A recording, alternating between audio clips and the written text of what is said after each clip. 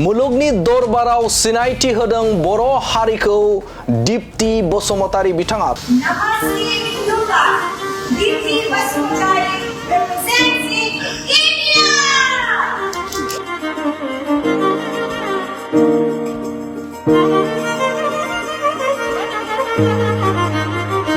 थारैनो बे समाव सोलिबाय थानाय चाइना हादोराव बे समाव मिस फ्रेंडशिप इंटरनेशनल 2025 दे बादायलायनायाव बाहागो लादों बर' हारिनि फिसा दीप्ति बसुमतारी बिथाङा। थारैनो हादरखौ बा भारत हादरखौ बे समाव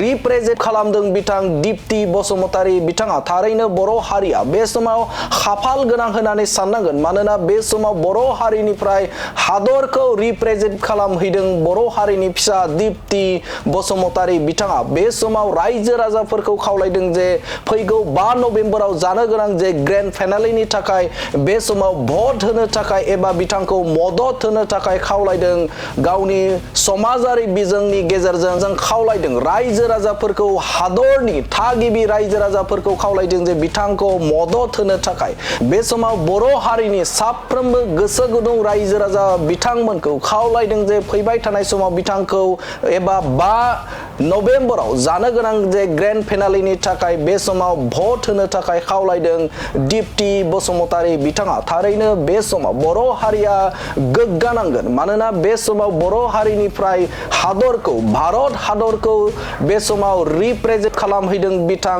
दीप्ति बसुमतारी बिथाङा। बे बर' हारिनि थाखाय जोबोदनो बाख्नायजाथावखौ जों मख'नांगोन, मानोना बे समाव दीप्ति बसुमतारी बिथाङा बर' हारिनि गाननाय जोमनायखौ लानानै बे समाव हादरनि दरबाराव भारत हादरनि जानानै दिन्थिफुंहैनाया जोबोदनो मोनसे थुलुंगा आरो हारिखौ मोनसे गोजौ थाखोआव बा गोजौ मानदान्दायाव लांनायखौ जोङो नुनो मोनदों। बे समाव नोंथांमोनाबो बे समाव दीप्ति बसुमतारी बिथांखौ भट होनानै देरहासार खालामनो थाखाय, बे समाव बिथांखौ मदद होनो थाखाय बयबो रायजो राजाफोरा जोबोदनो फारि फारि ओंखारबोनाया गोनांथि दंखौ जोङो नुहुरो। आरो दुखुनांथाव बाथ्रा दि दीप्ति बसुमतारी बिथाङा फोरमायथिदों जे समाजारि बिजोंनि गेजेरजों बिथाङा दुखु मोननाय फोरमायहरदों। जाय बिथांमोना दीप्ति बसुमतारीखौ सिगांनि जे हाबाफारिखौ लानानै एबा गुबुन सुबुंफोर, जाय सुबुंफोरा हादरनि दरबाराव बाहागो लायदोंमोन, बैसोरो जे बर' हारिखौ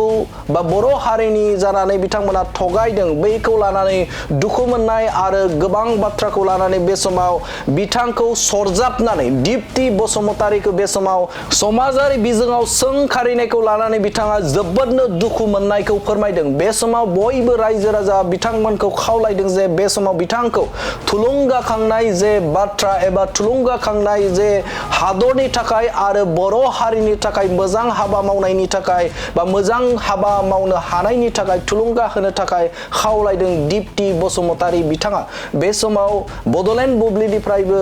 बे समाव नोंथांमोनखौ खावलायगोन जे बे समाव बर' हारिखौ बुहुमनि दरबाराव दिन्थिफुंनो नाजानाय दीप्ति बसुमतारी बिथां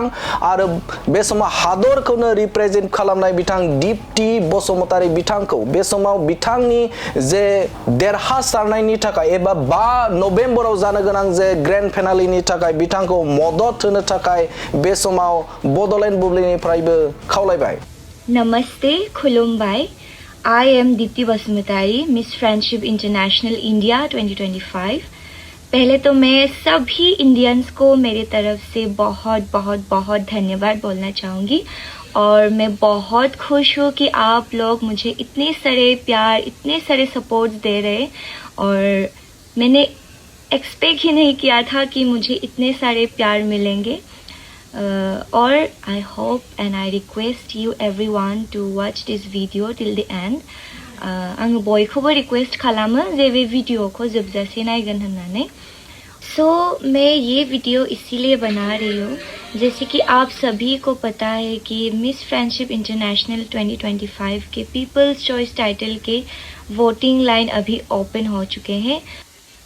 काफ़ी सारे लोग सोच रहे हैं कि ये जो पीपल्स चॉइस टाइटल है, इसका जो टॉप 10 रैंक है वही ग्रैंड फिनाले के टॉप 10 में एंट्री मिलेंगे, पर बिल्कुल ऐसा भी नहीं है, क्योंकि ये जो पीपल्स चॉइस टाइटल है इसमें से सिर्फ एक ही विनर बनके ग्रैंड फिनाले के रात के जो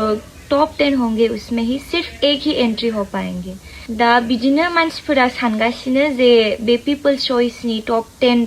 रेंगानो